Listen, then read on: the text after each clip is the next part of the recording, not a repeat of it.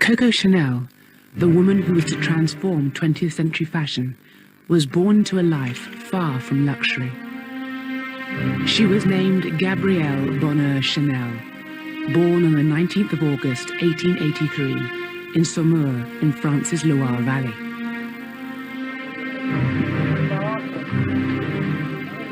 Gabrielle was delivered to her scandalously unmarried parents in a poor house. Her father was a market trader.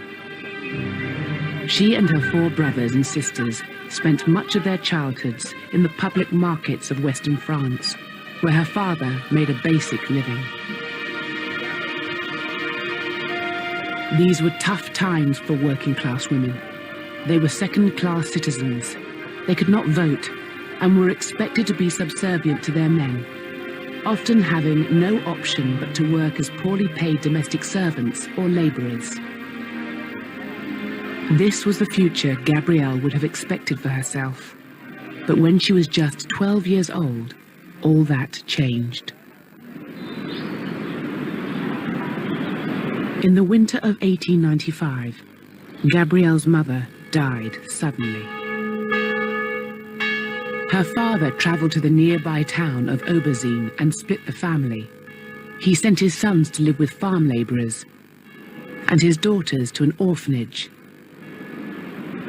Gabrielle never saw her father again.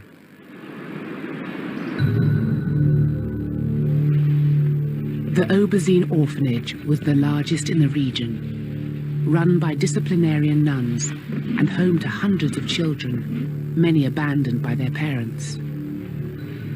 Gabrielle, left by her father and grieving the loss of her mother, spent her impressionable teenage years within this strict institute.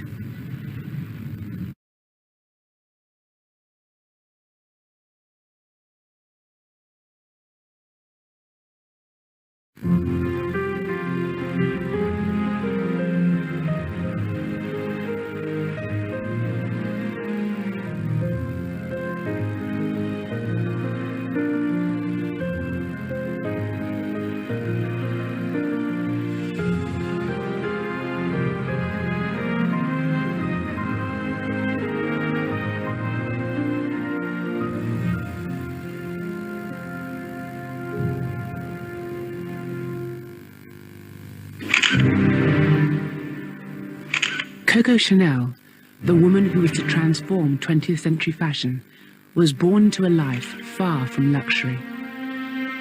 She was named Gabrielle Bonheur Chanel, born on the 19th of August 1883 in Saumur in France's Loire Valley.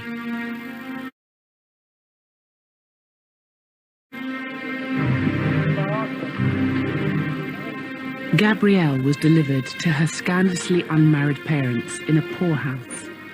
Her father was a market trader. She and her 4 brothers and sisters spent much of their childhoods in the public markets of Western France, where her father made a basic living. These were tough times for working-class women. They were second-class citizens.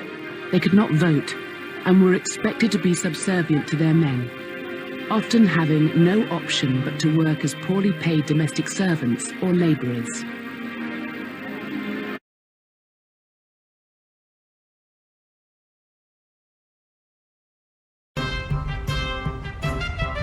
This is how Norwich looked about 500 years ago.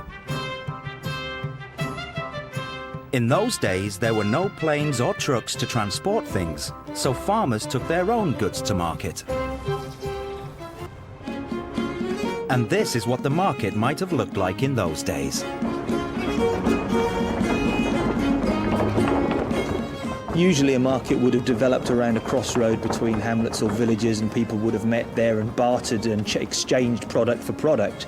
I bring along a chicken, you bring along some apples, we can swap them. As a civilization, we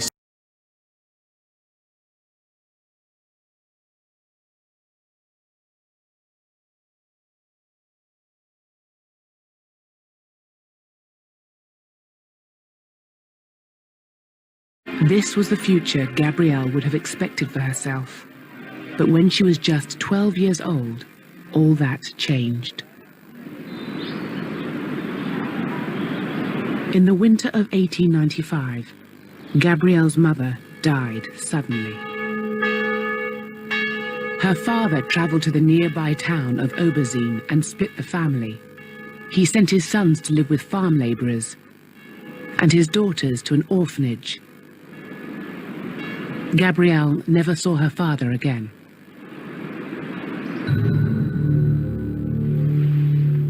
The Oberzine orphanage was the largest in the region, run by disciplinarian nuns and home to hundreds of children, many abandoned by their parents. Gabrielle, left by her father and grieving the loss of her mother, spent her impressionable teenage years within this strict institute.